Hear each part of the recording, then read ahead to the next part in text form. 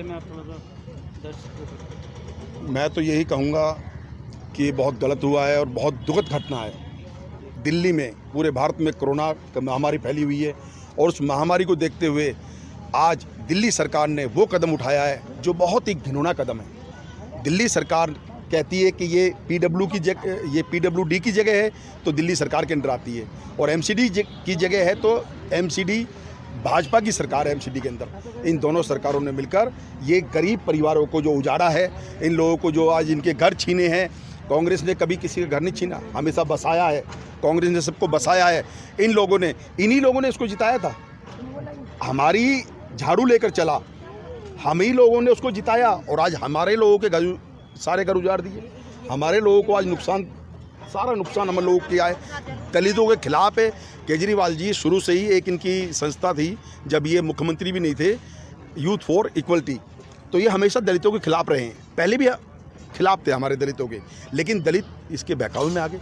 हम सब लोगों ने इसको वोट दिया, सब लोगों ने इन्होंने इसको वोट दिया। जाहिर है इसको वाल्मीकि समाज ने वोट दिया, और आज वाल्मीकि समाज के लोग रोड पर हैं, बच्चों को लेकर रोड पर पड़े हुए हैं, उनके घर तोड़ दिए गए हैं। जब यहाँ कांग्रेस के अध्यक्ष आदरणीय श्री अनिल कुमार जी आए, अनिल कुमार जी के बाद तुरंत वो आया यहाँ पर, केजरीवाल जी आए और राखी बिड़ला जी आई। वो इनको बहुत वादे करके गए, क्या आप इनसे पूछिए क्या वो वादे पूरे किए उन्होंने? जबकि उनकी सरकार है, वो ये रुकवा भी सकते थे, और ये कोरोना के बाद भी हो सकता था। जब ये लॉकडाउन ख़त्म होता है या ये बीमारी ख़त्म होती तब भी कर सकते थे, लेकिन उन्होंने इस बीच में ये जो कार्य किया ये बहुत घिनौना है। हम इसकी बहुत भर्त्सना करते हैं, और हम इस सरकार के खिलाफ ये वाल्मीकि समाज सारा खड़ा है, और आने वाले समय में इसको जवाब देंगे, खुल के जवाब देंगे हम लोग। कैसे बताओ? यहाँ पर 1962 से बसे हुए हैं, जब ये नहर हुआ करती थी, और समय के साथ साथ में धीरे धीरे नाला बन गई है, तब से यहाँ लोग रह रहे हैं।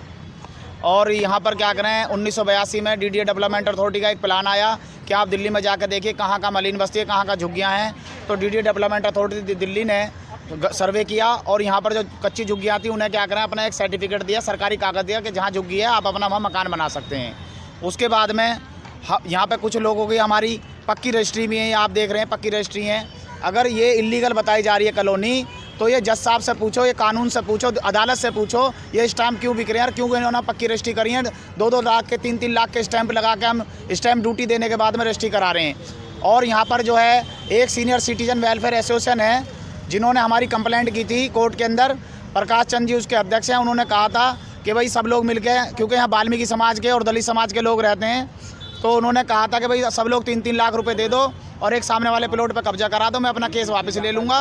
और हम लोगों ने कहा भाई हम गरीब लोग हैं, वाल्मीकि समाज के लोग हैं, दिहाड़ी मजदूरी करने वाले लोग हैं, तो उन्होंने क्या करा, फिर वो केस वापस नहीं लिया, और हमने 3-3 लाख रुपए उन्हें दिए नहीं, तो उन्होंने केस आगे बढ़ाया। और हमारा केस 2011 में बताते हैं फाइल हुआ, हमें 2015 में पता चला, और इतने हम उसमें कुछ जागरूक हो पाते, इससे पहले हम पे कार्रवाई हो चुकी थी। सर हमें कोई जानकारी मिल नहीं पाई थी। बीच में जब हमें जानकारी मिली तो हम जज साहब के पास गए, तो वहाँ पे हमारा केस डिसमिस कर दिया कि आप ने गलत तरीके से आप आए हो, और वो डिसमिस हो गया हमारा केस। उसके बाद में हम कोर्ट में गए, और कोर्ट ने क्या करें, शनिवार में नोटिस लगा दिया, सोमवार में मकान तोड़ दिए। जबकि अगर ये मकान तोड़ने थे जज साहब को, या सिविक एजेंसियों को, या पुलिस प्रशासन को मकान तोड़ने थे, या एमसीडी को मकान तोड़ने थे, तो कोरोना काल के बाद तोड़ लेते। हमें थोड़ा समय तो देते, जब इतनी सारा पूरा देश बंद पड़ा। ये दिल्ली के अंदर हमारे साथ में अत्याचार हो रहा। साहब यहाँ हमारे सीएम साहब आए थे, हम सब लोगों को आश्वासन दे के गए थे कि मैं आप लोगों की व्यवस्था करूँगा, किंतु हमारी स्कूल में तो व्यवस्था कर दी है, लेकिन वहाँ पे भी व्यवस्था अधूरी हुई है। जहाँ पर केवल ये कहा रहा है हमसे गार्ड वहाँ पे कि भैया अपने बर्तन टींडन भांडन मत लाओ, अपने बर्तन टींडन भांडन एक चम्मच भी मत लाओ, आप शाम के टाइम इतने बजे से पहले आ जाओ और इतने बजे से पहले चले जाओ, केवल आप यहाँ पे सो सकते हो। साहब आपने नोटिस के बारे में एक बात बताई कि आपको पहली नोटिस जो गवर्नमेंट ने इशू की वो आप तक नहीं पहुँची, और ज़बरदस्ती उसके बाद दूसरा नोटिस आपको दे दिया गया विद डबल पेनल्टी। तो उसके बारे में आप क्या कहना चाहते हैं कि पहला नोटिस आपको क्यों नहीं मिला, और दूसरी नोटिस में बिना आपको बताए डबल पेनल्टी का नोटिस कैसे दे दिया गया, उसके बारे में आप क्या बताएं? साहब ये तो एक जांच का विषय है, इसको तो जो प्रशासन उसे संज्ञान लेना चाहिए कि हमें पहला नोटिस सही समय पे उचित समय पे क्यों नहीं मिला। और क्योंकि जब इतनी बड़ी कार्रवाई होती है तो सेंट्रल गवर्नमेंट, क्योंकि सेंट्रल गवर्नमेंट की पुलिस होती है, फोर्स होती है, और स्टेट गवर्नमेंट जो का हमला होता है तोड़फोड़ का, तो ऐसी एजेंसियाँ कोर्ट के अंदर खड़ी होंगी। साहब अगर ये मकान अनऑथराइज हैं तो ये सामने आप मकान देख रहे हैं, अगर इनकी जांच की जाए तो ये भी अनऑथराइज हैं। अगर आप इन मकानों को अनऑथराइज कह रहे हैं, क्योंकि जो खसरा नंबर हमारी ज़मीन का है वही खसरा नंबर इनका है। आप खसरा नंबर देखिए, है ना, खसरा नंबर इन्हीं ज़मीनों का है। ये मकान भी अनऑथराइज है, लेकिन ये अप्रकाश के लोगों के, जर्नल लोगों के मकान है। ये इसलिए नहीं तोड़े गए, पैसे वालों के मकान है। और दलित शोषित समाज की यहाँ पर सुनी नहीं जा रही है, इसलिए कमज़ोर तबके को तोड़ा जा रहा है, भगाया जा रहा है। तो साहब मेरा निवेदन है, जब हमारे मकान अवैध है तो मैं कहता हूँ ये मकान भी अवैध है। जो खसरा नंबर हमारा वही खसरा नंबर इनका।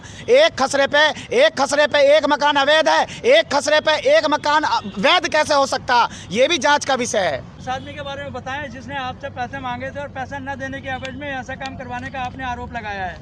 देखिए, यहाँ पर एक सीनियर सिटीजन के नाम से एक संस्था चलती है जिसके अध्यक्ष हैं प्रकाश चंद जी, जो उन्होंने लोगों से 3-3 लाख रुपए मांगे कि या तो 3-3 लाख रुपए हमें दे दो, नहीं तो हम तुम्हारे मकानों को तोड़वा देंगे। और उन्होंने वो काम कर दिखाया है, क्योंकि यहाँ पैसे किसी से मिले नहीं, क्योंकि गरीब बस्ती है, पैसे कहाँ से, कौन मांग रहे थे? वो कह रहे थे कि ये केस को हम विड्रॉ कर सकते हैं। अच्छा, केस उन्होंने ही डाला था, ब्लैकमेल ही कर रहे थे। ब्लैकमेलिंग केस उन्होंने ही डाला था 2011 में।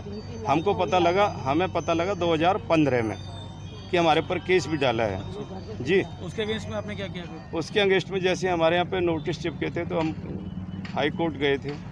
हाई कोर्ट में जाने के बाद में उन्होंने हमें 2 महीने का रिलीफ दे के नीचे भेजा कि आप नीचे जाके अपना पक्ष रख लीजिए। तो यहाँ आने के बाद में जिस वकील के माध्यम से हमने अपने केस को डाला, उन्होंने उस वकील को भी हायर। फाइल हुआ था वो क्या कह के हुआ था, मतलब क्या अनऑथराइज कह के हुआ था या कोई गुंडागर्दी किस तरह? नहीं, इन्होंने तो जब हाई कोर्ट में ये जब हमारे खिलाफ केस डाला था तो हमें पार्टी न बना करके इन्होंने कहा था कि यहाँ पे कुछ अतिक्रमण हो रहा है। यहाँ पे जो ये रोड पे ना कुछ आदमी तंबू ताने हुए रखे हैं, रेडी पटरी वाले हैं जो खोमचा वगैरह लगाते हैं, इस तरह के लोग हैं, इन्हें हटाया जाना चाहिए। ये उन्होंने इसका जिक्र नहीं करा कि यहाँ पे मकान कोर्ट को गुमराह किया गया, कोर्ट को गुमराह किया गया था। और इसमें कोर्ट, देखिए, पैसे के आगे सब बिक जाता है। यहाँ पे कोई भी जांच एजेंसियाँ नहीं आई कि जो यहाँ पे इस तरह की जांच करती हैं। यहाँ पे ये मकान है कोई पास, अब आप देख रहे हो कि इससे जब सरकार को ये अनऑथराइज लग रही थी तो रजिस्ट्री करने की क्या जरूरत थी? ये तो काम किसका, सरकारों का, सब कुछ है यहाँ पे। हाउस टैक्स जो लग रहा है, आप बताइए, हाउस टैक्स की पर्ची कट गई, बिजली का बिल लग गया, पानी का बिल लग गया, और क्या चाहिए इन पर भी? क्या ये जो और मकान है इन पर क्या होगा? यही तो होगा सबूत। इसमें क्या हुआ है, यहाँ पर जो हुआ है ये हुआ है सब पैसे का खेल। आप बताएं, आपको बताएं, देखिए, जब कोई भी बस्ती तोड़ी जाती है तो सबसे पहले उसकी बिजली काटी जाती है, ये आपको पता है। 24 घंटे पहले उसे नोटिस देकर बिजली काट दी जाती है। यहाँ पर बिजली कब कटी? जब 3-4 खंबे बिजली के टूट गए थे, उसके बाद पब्लिक थी, तभी तो इन लोगों का सामान डैमेज हो। सर मैं एक बात और कहना चाहूँगा, हजारों की तादाद में, सैकड़ों की तादाद में यहाँ महिला दिल्ली पुलिस बल आया, यहाँ पर पुलिस की कंपनी आई, यहाँ पर सीआरपीएफ की महिला और जेंट्स कंपनी आई, यहाँ पर पीडब्ल्यूडी का एमसीडी का अमला आया, यहाँ पर अधिकारी आए, सिविक एजेंसियों के लोग आए। तो आप इससे अंदाज़ा लगा सकते हैं कि हज़ारों लोग यहाँ आए होंगे। सोशल गैदरिंग की जितने हम दोषी हैं तो उन पे भी एफआईआर होनी चाहिए, उनके खिलाफ भी कानूनी कार्रवाई होनी चाहिए, क्योंकि उन्होंने सोशल गैदरिंग की और सोशल डिस्टेंसिंग की धज्जियाँ उड़ाई।